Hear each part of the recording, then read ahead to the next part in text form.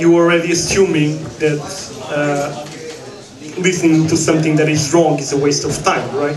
So straight away there's an assumption there. And if you question why, then you start going back to your conditioning and you start realizing that you can use the same thought process to actually reach the causality of most of the things you believe. Now, I wasn't ready for this. This is not actually the right setup for a PowerPoint presentation. That means that I can actually change the slides myself. Just slap your finger. Yeah, so, you know, like I could grow a really long arm if I had enough time, like a couple of million years. That's not possible. So what I'm going to say is that every time I want a different slide, which was not now, I will say, you're the man, okay? No, you don't need that's what I'm going to do. No. So, Okay. I'm still not the man. You're the man. Yeah. So, basically, humans are not wired to be right. Humans would be right, we would all become crazy. And the reason probably most of you don't agree with me is because we have different concepts of what being right means. You're the man. So let's talk about this. What does it mean to be right? To know reality, yeah? Can we all agree with that? And knowledge is in our brains.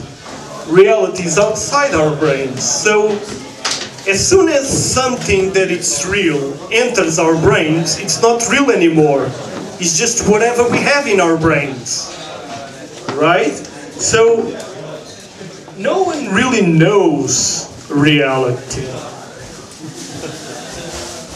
The only real thing that is in our brain is our way our brain operates. That's the only thing real there. You're the man. Yes, I am. So, animals' brains interpretation. There are several different ways of interpreting reality, right? We share some common ways of interpreting reality with other animals, but humans have a lot more ways of interpreting the same reality. But let's talk about the senses, right? When we look at the glass, when we look at the red object, we will see certain things, other animals would see other things. So if by definition reality is always the same thing, that means that if different animals see different things, then whatever they see cannot be reality itself.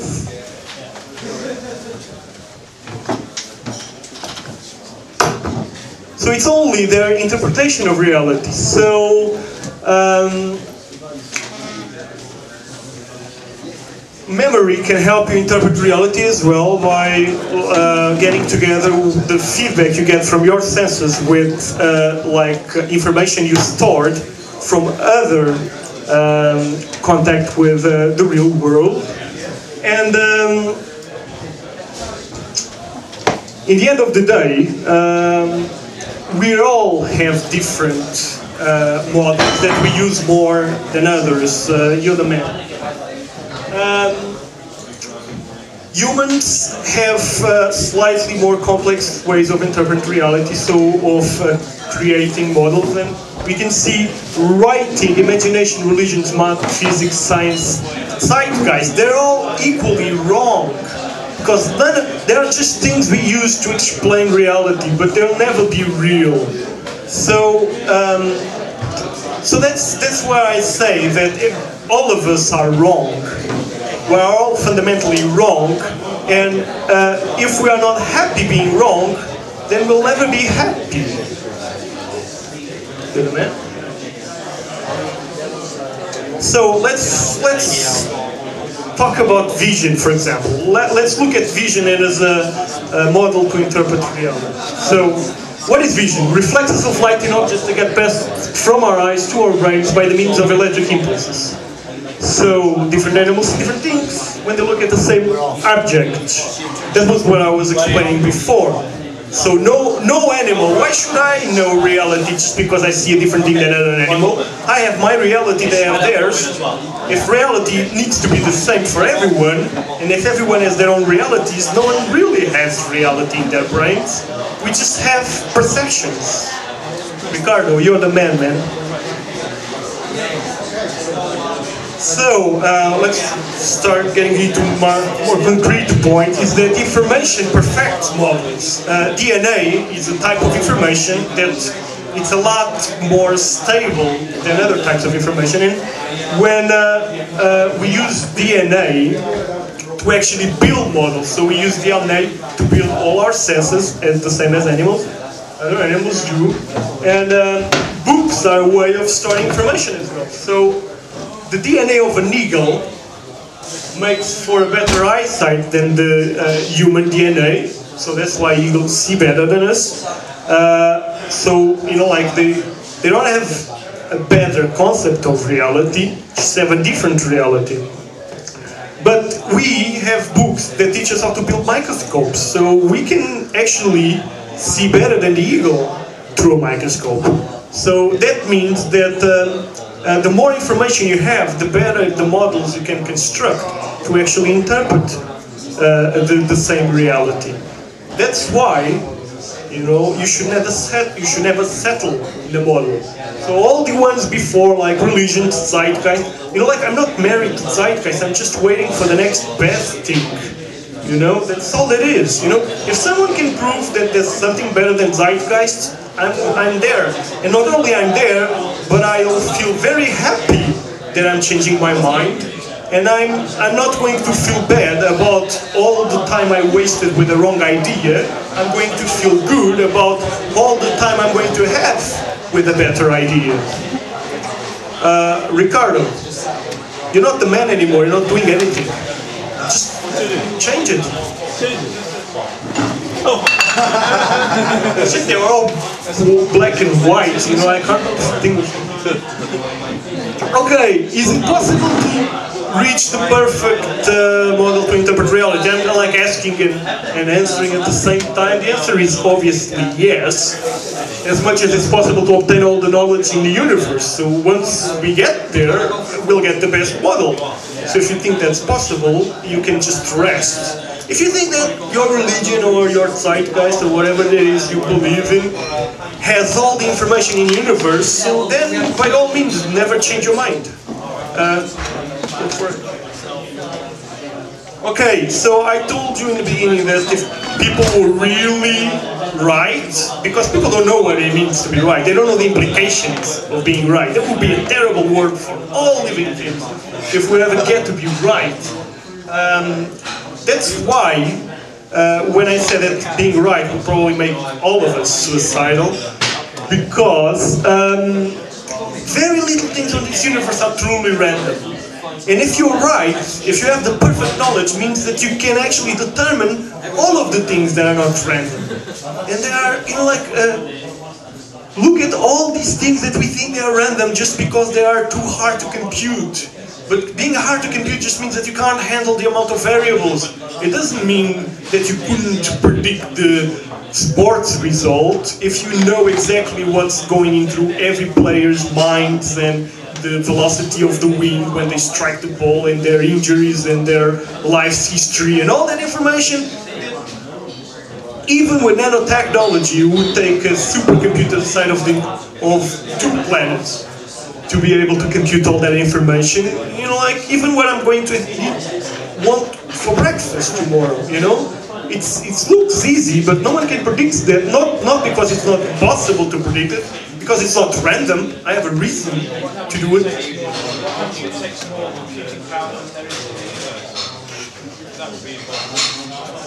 Yes, of course. But that's the thing, you know, like like what I'm saying is that some things can be impossible, right? But they're all impossible. They're only impossible based on current knowledge. So, you know, like I find words like impossible, never, always, utopia, very childish, really. Because nothing is like, it's impossible to fly a plane on the 15th century, it's not impossible on the 20th century. So, you know, like, and so many intelligent people thought possible things were impossible. Can't we learn something from that, you know, ever? Next one. Man, you're getting good now. Because I criticize. Why is reality important? You know? That's like all about reality. Everyone wants to be right. You know, why is being right so important anyway? Reality, it's so important if happiness depends on it.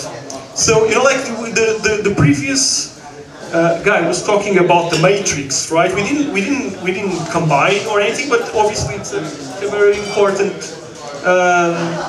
example. Like the definition of happiness is the easiest and hardest one to get because it's always subjective, isn't it? If someone is unhappy, and if someone is happy being unhappy, then they're their own personal definition of happiness. So you can't say that someone's definition of happiness is wrong. It's just wrong according to you, which is subjective. So, you know, like, okay, so let's try to find a better definition for happiness then. Ricardo, please. So if I had to choose one, I would say that happiness is the adaptation to the environment. So the better a living thing is adapted to its environment, the happier it is. So it's all about adaptation to the environment. No matter what our meaning of adaptation is, or adapting is, or whatever our meaning of environment is, as long as we are adapted to our environment, we are happy. Right? And that takes us to the Matrix. Come on, Ricardo. Take me to the Matrix. The Matrix is the contemporary adaptation of the classic philosophical exercise known as brain in a vase. So how do we know that we are not just a brain in a vase? How do we know that someone just doesn't like read brains and they give all the electric impulses that are in our brain could be actually simulated, and that was exactly what the other guy was saying before, can be simulated, and I can actually feel and see exactly the same things because it's all electric impulses in my brain. So if they can replicate that, they replicate everything I'm seeing here now, you know? So, and that comes again, like, why is reality important? Because people say, well, if I would find out that I'm just a brain in a vase, I would be very, disappointed. And I say, why? You know? Why is that a disappointing thing, to be a brain in a vase? As long as you don't know about it, right? I mean, like, then you're happy. You know, like, you're happy. You know, like, if happiness doesn't have to be real, you know? As long as you're happy, if it's real happiness, you know, like reality is already in the word. So if you reach real happiness, right, then it's real, right? Because it's real happiness. The thing is that nice one. Well, you know, like, why is it important to distinguish? You know, the thing is that, you know, like, basically, we're all trying to be happy. We're all trying to be happy, yeah, but the thing is that we can only reach happiness if we are not a brain in a vase. So now, the way it stands now, I could be a brain in a vase because I'm not truly happy, because I'm not happy with what I see, and like the rest of the world's not happy, so I can't be happy by myself. And because of that, I don't know if I'm a brain in a vase or not. The only in the day that I'm truly happy, I'll know that I'm not a brain in a vase, because our brains are not wired to have all our expectations met. That's why our brains need to be constantly evolving. It's because we are adapted to entropy, right? And entropy means that if something is stable, it's not sustainable. You know, if something doesn't change, it's going to end. There's no such thing as something that doesn't change and goes forever. So our brain is adapted to change in a meaning of survival, in a meaning of sustainability. So in order to sustain ourselves, we need to change because of the entropy law. And that's why, if I was a brain in a vase, I wouldn't necessarily be prepared to be happy, because all my expectations would be met, right? And then my brain would say, well, wait a minute, something is wrong here, because this is not reality. In reality, not all my expectations are met. So I would start, because of that conflict, I would start generating new expectations, and it would be like an infinite loop that would just melt the matrix. At least that's what I mean. You know, like, that's what I think. So that's why that if you, the happier you get, the closer to not, you know, like the surer that you're not in the matrix you are. Go for it, mate. This is, I have no idea what I wrote there anymore. So, you know, like if I'm repeating myself, doesn't it? So that leads to the point why it's not possible to have happiness without reality. So that's the same question as why is the metric not capable of simulating happiness? Yeah, and I basically already said everything that is here. Sorry? Because when you actually reach happiness, the things don't have to be, you know, you're wired to be happy when things are not as you expect, right? So if a matrix gives you things that you don't like, then you can be in a matrix. But as soon as you start reaching happiness or adaptation, then that can only come from something that is real, because the matrix can't simulate entropy. You know, it's not possible, because that would generate a cycle that your brain would start switching from things to things, because it's not expecting to have all its needs met, and it will just blow up as long as with a matrix. But anyway, just, you know, like, think about it for a while, and this is just a mental exercise. The main point here is that being wrong is as natural as being thirsty. Ricardo, can you go first? Happiness refined. So happiness is not absolute adaptation to environment, but incremental adaptation to environment.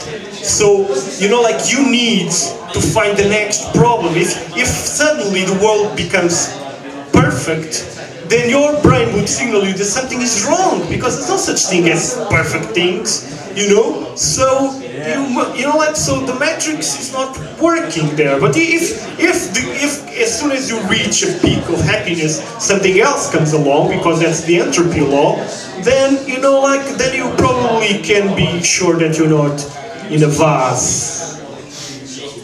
Yeah? Okay.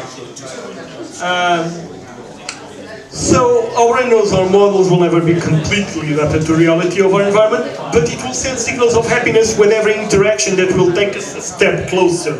That's why people that rest in a certain model, might that be vision or religion or whatever, they reach a peak of happiness for a while, and then it'll disappear eventually, because that model doesn't let them adapt to new realities. So, you know, like, entropy will take over sooner or later.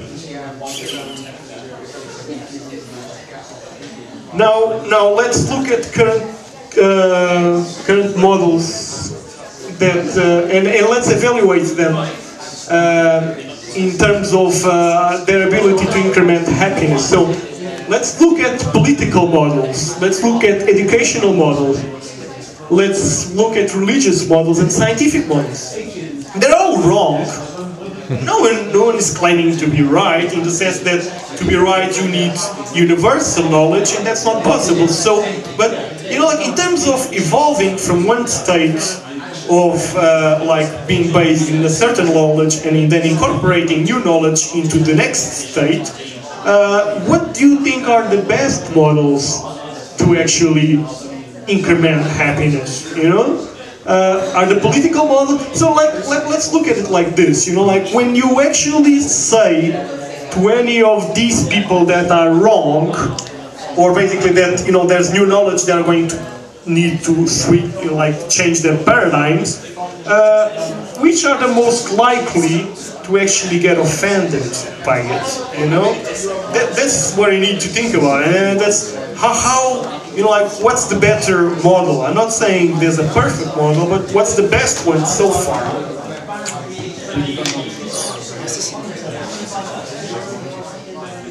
So, and this takes us to, how many things did you press? There is this one.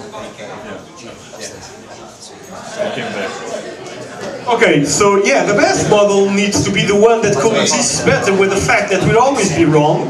And if I tell a child in the European continent that Santa doesn't exist, that child's going to be upset with me, right? Like let's just give that she needs to be upset with anyone in the first place. But why me? You know? Why? I didn't kill Santa Claus, right? I just told her that it didn't exist. Why is it? Why? First of all, why does she need to be unhappy about it, right? And second, why does she blame the only person that actually told her the truth? You know? How about all these people that were lying to her for years and years and they don't get any share of the blame? You know, I'm the one that gets all the, I mean, like, okay, so, You're not understood, man. go, continue. It's not understood by the world. So we are so the real question is that, like, are we really preparing our children to be happy? You know, if reality, you know, like, can be achieved, if our models are always changing, if we tell a child that she needs to be upset every time there's a model changing, is she really going to ever be happy? I think that she's going to be upset a lot of times through her life, or she's going to ignore ignorance, which is even worse. I mean, like, let's do a little analogy. So, reality is like land that can never be reached. So the only thing that can keep us from drifting away all the time is to tie our boat, our little boat, to bigger boats called models, right? But every time there's new knowledge, that those models get shifted, and we need to find a new, better model to actually tie our boat into it, because otherwise we're just going to go away with the old model, and simply because we are too scared to change. Okay, this is almost over. So basically, my advice is that children and adults and everyone should question everything, even me, especially me. You know, like, I'm wrong. I just said I was wrong. Question me, say you don't agree with me. Bring new information into the question. That's all the Zeitgeist is about. It's not about being right. It's not about knowing everything. It's about trusting methods that will increment our actions, increment our models with new knowledge. Because, you know, like, the day we stop, like, accepting new knowledge is the day entropy takes over, and we're all gone. We'll all be gone. Hey. Okay, no. Huh? I don't. I wanted to read it. I'm quite interested in this bit now. I don't remember what I wrote. So you were just doing. Yeah, exactly. Yeah, this is exactly right. This is exactly what I mean. You know, I don't know who wrote this, but this guy has something here, because, you know, like, this is the concept of freedom. You know, people think free will. Yeah, the guy was talking about free will. Fair enough. But, you know, like, we have different concepts of free will, for sure, because for me, freedom is not do whatever I feel like or whatever I want. It's to actually understand why I want to do what I want. That's the only way I can assure that those things, well, you can never assure because we're all products of our conditioning and stuff, but as much as I can, I want to assure that what I do is because I want to, and not because someone else wants to. If I don't really understand the conditioning when I was a child what drove me to actually do whatever I do, I can never really say that I'm free, or not free because absolute freedom doesn't exist, but in the most reachable state of freedom possible. So, the better I understand myself, the better I will understand other humans as well, because we're all fundamentally conditional. So in that sense, there's no point on this us against them thing, because if you really understand yourself, if you think you have an enemy, it's because you don't understand yourself. Because if you really understand yourself, you'll see that most of the motivations that other people do, even though they manifest in different, even aberrant ways, the fundamental reasons for that are the fundamental reasons you do something. It's because they were raised like that, because they associate certain behaviors to their families, and when you were attacking, like my mom, she's a Christian, yeah? If people say Christianity is a pile of rubbish, I'm not going to think that people are saying that my mom is a pile of rubbish, you know? Because it's got nothing to do with one thing. So, but you have to understand why people do it, because they get conditioned to associate presents with birthdays. So I'm important when I receive presents. That's why I need to buy all those cakes, and that's why I need to make loads of money and get myself a brand new car, because, my parents showed me that they only paid attention to me at the same time they give me presents. That's why I value materialistic things. You need to understand where these things, how all these things form in order to understand other people. So when people talk about human nature, and that's a very, probably most important thing, is that when people talk about human nature, they look that they're talking about human nature and they are from Mars or from Venus or something. I'm a human as well. So that means that whenever I talk about human nature, I talk about myself. So if I say human nature is selfish, I need to say, well, am I selfish? I know, but the other people are. So if it's human nature, it has to be common to everyone, even myself.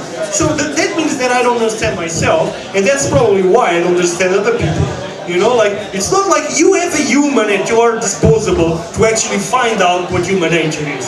Study yourself, research yourself, analyze yourself, and then you'll know what human nature really is. Don't try to find human nature on other people, find it in yourself. That's my point.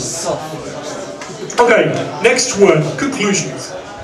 Being proven wrong is good. Please do prove me wrong, because the day I stop being proven wrong, it's the day I stopped learning. And, my brain was not wired to not learn, and everyone will be very unhappy that they will not learn, and some of us won't survive entropy if we don't learn. Freedom is not to do whatever we want, but to fully understand why we want to do whatever we want to do. So, I think I've explained this point, right? And the day all humans accept we will always be wrong, our planet will be a better place for getting closer to human happiness. That's all I want to say. No? I'm wrong. Yes, I am. I'm very wrong. But it's not about being wrong or right. It's about what works better for a certain goal. That's also a conclusion that I want to leave here. Is that every time you compare your models to other people's models, you always have to have a goal. There's no absolute right, there's no absolute wrong, there's no absolute perfection, there's no absolute good or bad. You always have to compare it. That's the other guy was talking about raping little children. Obviously that's a bad thing, but there are worse things than that, and there are better things than that. You can't just look at absolute things. You always need to compare. The economic model is a bad model, but the objective of the current economic model is to actually propagate greediness, right? We all can agree with that. It was a model built by greedy people to propagate greediness. So basically, in that sense, it's working. That model is working. You can't say. You can only compare two different things towards a certain goal. That's all you can do. There's no better or worse things. You need to have an objective. Without the objective, you can't compare it. That's all.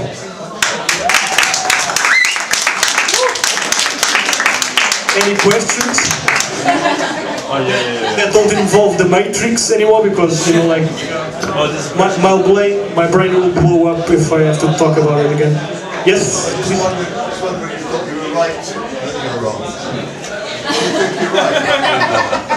Yeah, I'm absolutely wrong. So I'm not right about being wrong. I'm wrong about being wrong. So does that answer the question? Is it?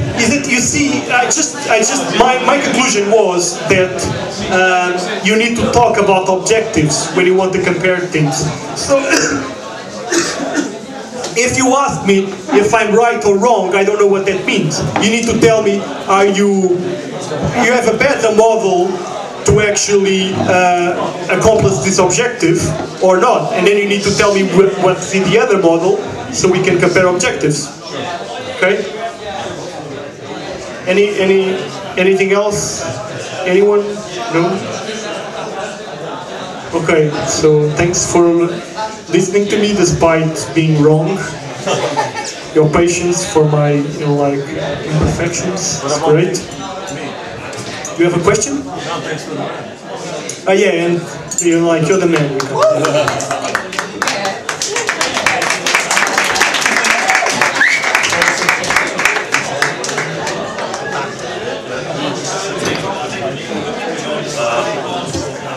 This is an interpretation I made for the Zeitgeist Cardiff. Just 5 minutes. Please watch carefully. Pay attention to the words.